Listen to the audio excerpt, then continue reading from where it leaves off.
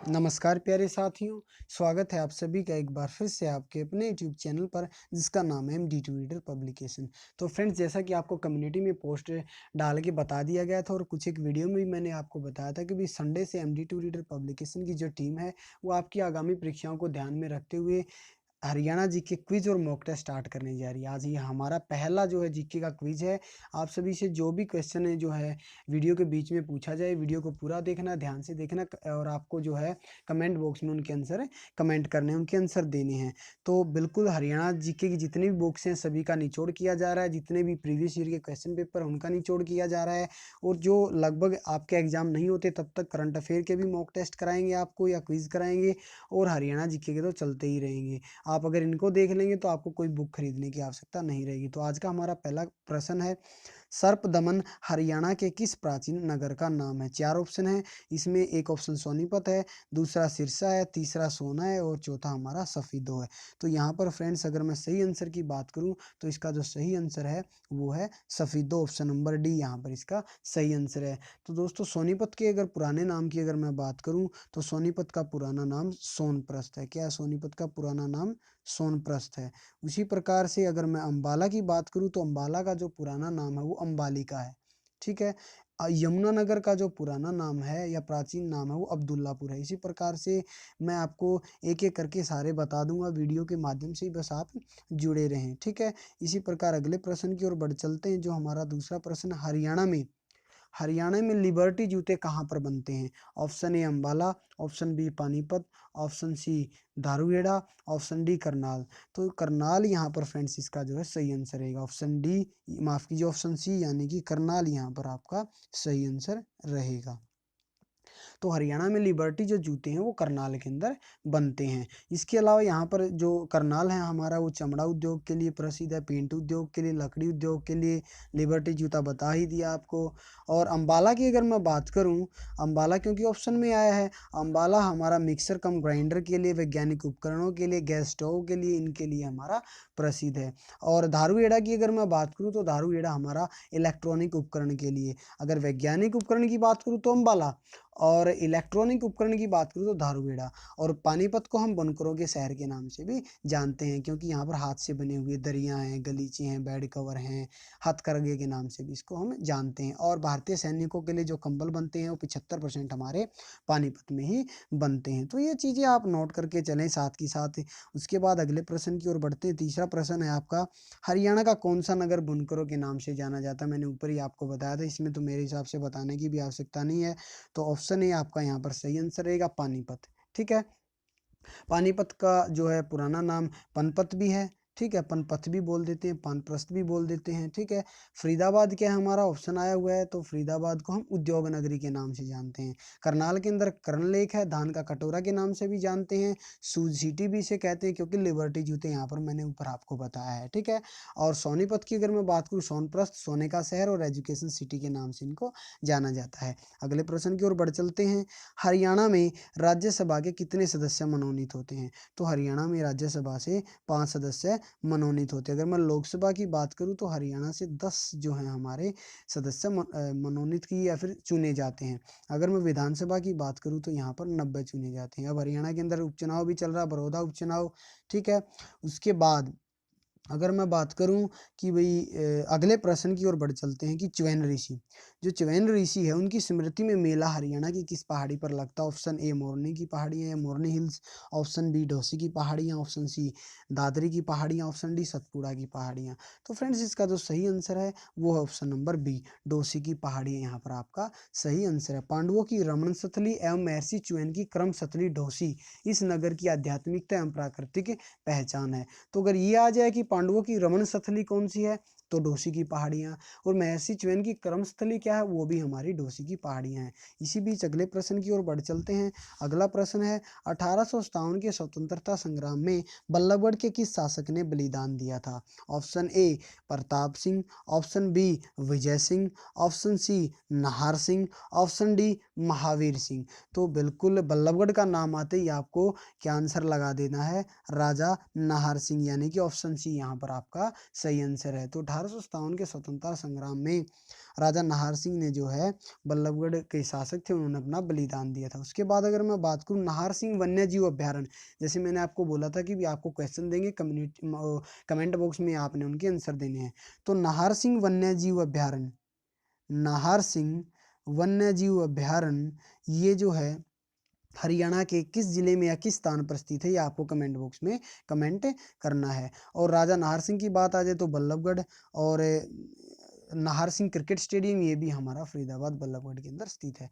इसी बीच अगले प्रश्न की ओर बढ़ते हैं, उससे पहले आपको बता देता हूँ, तो जो राजा नाहर सिंह थे उनको 1842 ईस्वी में बालिग घोषित करते हुए उनकी माता देव कुंवर तथा लॉर्ड एनबरो ने उसे शासन संबंधित निर्णय लेने का अधिकार दे दिया था। लंबे संघर्ष के बाद 6 दिसंबर 1857 को नाहर सिंह को गिरफ्तार कर लिया गया था। ठीक है, तो ये एक जरूरी चीजें हैं जो आपको बता देता हूँ। साथ के साथ अगला प्रश्न है, ये हाल ही में पशुधन बीमा योजना की शुरुआत हरियाणा के किस मंत्री ने की? पुराना क्वेश्चन हो चुका है क्योंकि पुराने पेपर्स में आता था। तो उस समय पे हरियाणा के कृषि मंत्री ओम प्रकाश धनखड़ जी थे, तो उन्होंने इसकी जो है क्या की थी, पशुधन बीमा योजना की शुरुआत की थी। अब क्या है, बीजेपी के हरियाणा के प्रदेश अध्यक्ष ओम प्रकाश धनखड़ जी ही हैं। ठीक है, उसके बाद अगले प्रश्न की ओर बढ़ चलते हैं। HSIIDC के वर्तमान, ये आपको जो है अभी फिलहाल में आपके लिए क्वेश्चन दे रहा हूँ, कमेंट बॉक्स में आपको कमेंट करना है। HSIIDC अभी वर्तमान में हरियाणा में HSIIDC के वर्तमान प्रबंध निदेशक कौन है, आपको कमेंट बॉक्स में कमेंट करना है। इसी बीच अगले प्रश्न की ओर बढ़ चलते हैं। हरियाणा के किस जिले की सीमा किसी अन्य राज्य को स्पर्श नहीं करती? तो रोहतक, रेवाड़ी, भिवानी और यमुनानगर। देखिए साथियों, जो पहले की अगर मैं बात करूं, जब तक हरियाणा के अंदर 21 जिले थे, तब सिर्फ और सिर्फ रोहतक ऐसा जिला था जिसकी सीमा किसी भी और राज्य के साथ नहीं लगती थी। लेकिन अब हरियाणा के 2 जिले हैं जिनकी सीमा किसी और राज्य के साथ नहीं लगती, एक रोहतक और एक आपका चरखी दादरी। ठीक है, रोहतक और चरखी दादरी ये 2 जिले हैं जिनकी सीमा किसी और राज्य के साथ नहीं लगती। इसी बीच अगले प्रश्न की ओर बढ़ चलते हैं। अगले प्रश्न में क्या कह रहा है, हरियाणा में राजा जन्मेजय का संबंध किस नगर से है? देखिए बहुत ही इजी क्वेश्चन है, आए हुए रिपीटेड है, वही करा रहा हूँ, धीरे धीरे करके हमारा डिफिकल्टी लेवल भी बढ़ता चला जाएगा। हरियाणा में राजा जन्मेजय का संबंध किस नगर से? Option A Jind, option B Jhajjar, option C Jagadhri और ऑप्शन डी सफीदो। तो देखिए जो हमारा सही आंसर इसमें रहेगा वो रहेगा जी ऑप्शन नंबर डी सफीदो। और सफीदो का जैसे मैंने आपको पीछे भी बताया, इसको सर्पदमन के नाम से भी जानते थे। महाभारत युग में सफीदों का जो दूसरा नाम था वो सर्पदमन था। यहाँ पर नाग क्षेत्र नामक है, यहाँ पर नाग क्षेत्र नामक जो है आपका एक सरोवर भी था और तीर्थस्थल भी था। तो ये इसके लिए भी ये हमारा सफीदो प्रसिद्ध है और फेमस है। उसी प्रकार आगे अगले क्वेश्चन की ओर बढ़ चलते हैं। 10वां क्वेश्चन है, हरियाणा में कुल कितने प्रशासनिक मंडल हैं? देखिए साथियों, हरियाणा के अंदर पहले 4 प्रशासनिक मंडल थे, लेकिन अब इनको बढ़ाकर 6 प्रशासनिक मंडल कर दिया है। तो इसका जो सही आंसर ऑप्शन सी है। अब एक एक करके अगर मैं इसके बारे में बात करूं कि भाई कौन कौन से हमारे इसमें मंडल बताए गए हैं या बढ़ाए गए हैं या घटाए गए हैं, वो भी मैं आपको बता देता हूँ। टोटल 6 हैं। एक तो हमारा करनाल है, एक हमारा फरीदाबाद है, 2 मंडल हो गए जी। तीसरा हमारा अंबाला है जी, ठीक है। चौथा हमारा रोहतक है जी। पांचवा हमारा हिसार है जी, और छठा हमारा गुरुग्राम है। KFA, कैफ और RH जी, तो ये हमारे 6 डिवीजन मंडल आप हैं हरियाणा के अंदर कह सकते हैं। अगले प्रश्न की ओर बढ़ चलते हैं। हरियाणा के प्रथम राजकवि कौन थे? लीलाधर, उदय भानु हंस, बालमुकुंद गुप्त और तुलसीदास शर्मा। तो फ्रेंड्स इसका जो सही आंसर है वो है हरियाणा के पहले राजकवि उदय भानु हंस थे। ऑप्शन नंबर बी इसका बिल्कुल सही आंसर रहेगा। ठीक है, ऑप्शन बी इसका बिल्कुल सही आंसर रहेगा। अगले प्रश्न की ओर बढ़ चलते हैं। अगला प्रश्न है हमारा, हरियाणा के लौह पुरुष के नाम से किसे जाना जाता है? तो ऑप्शन इसमें आपके हैं हरियाणा के लौह पुरुष के नाम से। ऑप्शन ए Sardar Vallabh Bhai Patel, option B Devilal, option C Bansilal, option C Bhajanlal और ऑप्शन डी बंसीलाल। तो हरियाणा के लौह पुरुष के नाम से बंसीलाल को जाना जाता है। देखिए बंसीलाल इसका सही आंसर ऑप्शन डी। बंसीलाल को हरियाणा विकास पुरुष के नाम से भी जाना जाता है। 1991 ईस्वी में, क्या है जी, 1991 ईस्वी में इन्होंने क्या किया था, हरियाणा विकास पार्टी की स्थापना भी की थी 1991 के अंदर। और इनका जो जन्म था वो 26 अगस्त, बंसीलाल की बात कर रहा हूँ जी, 26 अगस्त 1927 ईस्वी को गांव गोलागढ़ जिला भिवानी में इनका जन्म भी हुआ था। ठीक है, इनको हरियाणा विकास पुरुष के नाम से भी जाना जाता है। ठीक है, और इन्होंने ही जो है शराब पर हरियाणा के अंदर पाबंदी या बंदी भी लगाई थी। अगले प्रश्न की ओर बढ़ चलते हैं। हरियाणा का कौन सा जिला सबसे आखिर में बना? देखिए, हरियाणा का सबसे आखिर में जिला बना जी चरखी दादरी, 22वां जिला था। तो ऑप्शन नंबर बी यहाँ पर आपका सही आंसर रहेगा। इसी प्रकार अगले प्रश्न की ओर बढ़ते हैं। अगला प्रश्न है हमारा, कुरुक्षेत्र स्थित बिरला मंदिर किस सरोवर के नजदीक है? Option A Jyotisar, option B Banganga, option C Brahma Sarovar, option D Navratri. तो फ्रेंड, जो इसका सही आंसर है, बिरला मंदिर कुरुक्षेत्र के अंदर स्थित है और ये आपका जो हमारा ब्रह्म सरोवर है उसके नजदीक स्थित है। ब्रह्म सरोवर के नजदीक हमारा ये स्थित है। तो इसका जो सही आंसर रहेगा वो हमारा ऑप्शन नंबर सी रहेगा।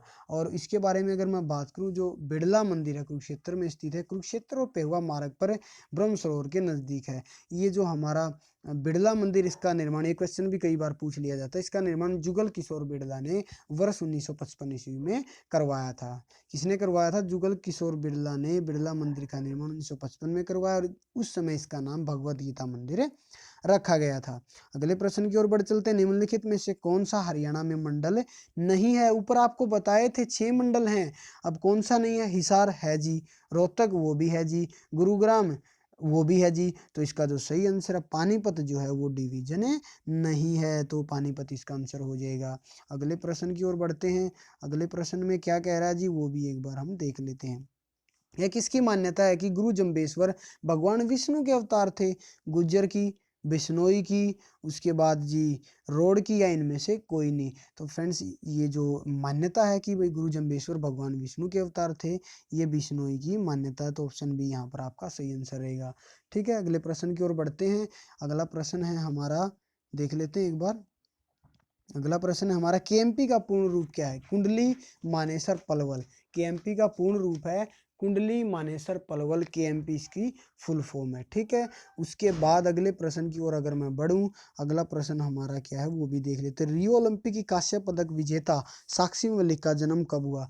देखिए, रियो ओलंपिक की जो कांस्य पदक विजेता साक्षी मलिक, ये रोहतक के मोखरा गांव से संबंध रखती है, वहां पर इनका जन्म हुआ और इनका जो जन्म है वो हुआ फ्रेंड 3 सितंबर 1992 को। 3 सितंबर 1992 को जो है साक्षी मलिक का जन्म होता है और रोहतक के मोखरा गांव में इनका जन्म होता है। ये दोनों प्रश्न पूछे जा चुके हैं, आगे भी आ सकते हैं। अगले प्रश्न की ओर बढ़ते हैं। अगला प्रश्न देख लेते हैं क्या है। बड़खल झील हरियाणा के किस जिले में स्थित है? बड़खल झील हरियाणा के, option A Faridabad, option B Gurgaon, option C Rohtak, option D Rewari. तो फ्रेंड्स, इसका जो सही आंसर, बड़खल झील हरियाणा के फरीदाबाद जिले के अंदर स्थित है। फिर बता देता हूँ, बड़खल झील हरियाणा के फरीदाबाद जिले के अंदर स्थित है। अगले प्रश्न की ओर बढ़ चलते हैं। बड़खल झील वाला हो गया जी, ऊपर वाला हमारा रियो ओलंपिक वाला हो गया जी। हरियाणा का राजकीय वृक्ष कौन सा है? एवरीबडी नो, हरियाणा का राजकीय वृक्ष कौन सा है? तो हरियाणा का जो राजकीय वृक्ष है वो हमारा पीपल है। आप सभी जानते हैं हरियाणा का राजकीय वृक्ष क्या है, पीपल है। तो ए ऑप्शन इसका सही आंसर रहेगा। तो राजकीय पक्षी हमारा काला तीतर है, जिसे आप ब्लैक फ्रैंकोलिन भी कहते हैं। राजकीय पशु काला हिरण है, ब्लैक बग आप कहते हैं। राजकीय खेल कुश्ती है। राजकीय वृक्ष पीपल बता दिया जी। राजकीय फूल गेंदा है और राजकीय भाषा हमारी हिंदी है। अगले प्रश्न की ओर बढ़ चलते हैं। अगला प्रश्न है, पंडित जसराज किस विधा के लिए विख्यात हैं? पंडित जसराज ये हमारे शास्त्रीय संगीतक हैं, इनके नाम से ही झलकता है। बिल्कुल, पंडित जसराज शास्त्रीय संगीतक हैं। ये क्वेश्चन कई बार HSSC पूछ चुका है। एक क्वेश्चन आपसे पूछ रहा हूँ जिसका आंसर आपको कम्युनिटी बॉक्स में देना है। जो मानसरोवर क्षेत्र से किस नदी का उद्गम हुआ है? मानसरोवर क्षेत्र से किस नदी का उद्गम हुआ है? इसका आंसर आपको कमेंट बॉक्स में कमेंट करके मेरे को बताना है। अगले प्रश्न की ओर बढ़ते हैं। निम्नलिखित में से किस नगर में रेलवे स्टेशन नहीं? Option A Palwal, option B Mewat, option C Rewari, option D Sirsa. Rewari के अंदर हरियाणा का सबसे बड़ा रेलवे स्टेशन है जी। ठीक है, तो यहाँ तो है मेवात, पलवल भी ट्रेन जाती है जी हमारी, सिरसा भी जाती। तो मेवात नू के अंदर जो है हरियाणा का नू, पलवल नू और जो मेवात हमारा डिस्ट्रिक्ट है वहाँ पर कोई भी रेलवे स्टेशन नहीं है। और मैं बात करूँ अगर हरियाणा में पहली ट्रेन कब चली, तो हरियाणा में पहली ट्रेन 1873 ईस्वी में रेवाड़ी में चली थी। भारत में पहली रेल 1853 ईस्वी में मुंबई से ठाणे के बीच चली, लेकिन हरियाणा में पहली ट्रेन 1873 ईस्वी में रेवाड़ी में चली। और हरियाणा के नूंह यानी कि आपका मेवात जिले के अंदर कोई भी रेलवे स्टेशन नहीं है। अगले प्रश्न की ओर बढ़ते, निम्नलिखित में से कौन सी योजना स्वामीनाथन रिपोर्ट पर आधारित है? तो स्वामीनाथन रिपोर्ट पर आधारित जो योजना हमारी है वो है पशुधन बीमा योजना। तो ऑप्शन नंबर हमारा जो सी है वो इसमें सही आंसर रहेगा। पशुधन बीमा योजना इसमें आपका सही आंसर रहेगा। इसी बीच अगले प्रश्न की ओर बढ़ चलते हैं। अगला प्रश्न है हमारा, गुड़गांव के नए औद्योगिक क्षेत्र के अंतर्गत कितना क्षेत्रफल शामिल है? तो गुड़गांव में नए औद्योगिक क्षेत्र के अंतर्गत हमारा जो है 1500 एकड़ का, कितना जी, 1500 एकड़ का जो हमारा औद्योगिक क्षेत्र है वो गुड़गांव में जो है हमारा शामिल किया गया है। ठीक है। HSIDC जिसका मैंने पूछा था, एक तो आपको HSIDC SIIDC, एक तो आपको इसका अभी निदेशक कौन है वो बताना है, कि उसकी फुल फॉर्म आपको बतानी है। ठीक है। और इसी के अंतर्गत गुड़गांव में 1500 एकड़ में औद्योगिक क्षेत्र का जो है हमारा क्या हो रहा है, शामिल किया जा रहा है क्षेत्र को। ठीक है। उसके बाद अगले प्रश्न की ओर बढ़ चलते। अगला प्रश्न, हरियाणवी में पहला उपन्यास कौन सा है? तो हरियाणवी में पहला उपन्यास झाड़ू फिरी है, सभी जानते हैं पहला उपन्यास हमारा झाड़ू फिरी है। हरियाणा के प्रथम उपन्यास यानी कि झाड़ू फिरी के लेखक कौन है? राजा राम शास्त्री हैं। हरियाणा के पहले राजकवि पूछ लिया जाए तो उदय भानु हंस हैं। हरियाणा के पहले हास्य व्यंग जो है कवि पूछ लिए जाए तो मीर जाफर जठाली हैं। उसके बाद अगर मैं बात करूं हरियाणा का पहला समाचार पत्र, तो वो हरियाणा ही है, वो झज्जर से प्रकाशित हुआ। हरियाणा के प्रथम समाचार पत्र के संपादक अगर पूछ लिए जाएं तो वो दीनदयाल शर्मा झज्जर से हैं। और हमारे पहला समाचार पत्र भी झज्जर से ही प्रकाशित हुआ था। हरियाणा की प्रथम पत्रिका हरियाणा शोध पत्रिका। इसी बीच आगे बढ़ते हैं। अगला प्रश्न है, आज का लास्ट क्वेश्चन है। कमेंट बॉक्स में कमेंट करके जरूर बताएं हमारा क्विज कैसे लगा, और रेगुलर ऐसे क्विज आपको के लिए हम लेकर आते रहेंगे। वीडियो को शेयर करते रहें और चैनल को सब्सक्राइब कर लें। अग्रोहा धाम किस कारण से पूरे भारत में जाना जाता है? महाराजा अग्रसेन के कारण, मौर्य वंश के कारण, हर्षवर्धन के कारण, स्वामी दयानंद के कारण। तो जो हमारा अग्रोहा धाम है वो महाराजा अग्रसेन के कारण जो है पूरे विश्व में या फिर पूरे भारत में जाना जाता है। ठीक है। और हिसार जिले के अग्रोहा और बरवाला से जो प्राप्त सिक्के उनसे पता चलता है कि अग्र गणराज्य यहाँ पर मौजूद था जिसकी राजधानी अग्रोहा थी। ये भी बार बार जो एग्जाम में पूछ लिया जाता है। तो फ्रेंड्स, आज की इस वीडियो में फिलहाल इतना ही। बने रहिए चैनल के साथ। Keep watching, keep supporting. Thank you very much.